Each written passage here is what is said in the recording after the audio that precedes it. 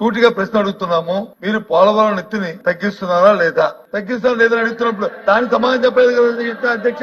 దానికి వాళ్ళు ఏం చెప్తారు, 20 వినండి మరి నేనేం ఫ్యాబ్రికేట్ చేయట్లేదు.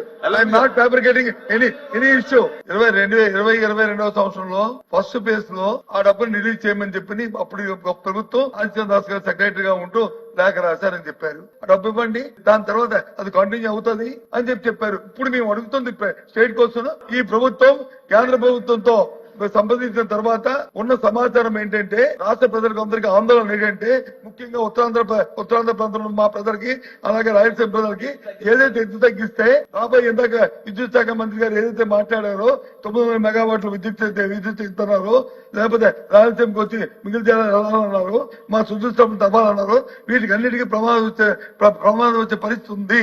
కాబట్టి తగ్గిస్తున్నారా లేదా, తగ్గిందని చెప్పండి. Yes record fine, no issue.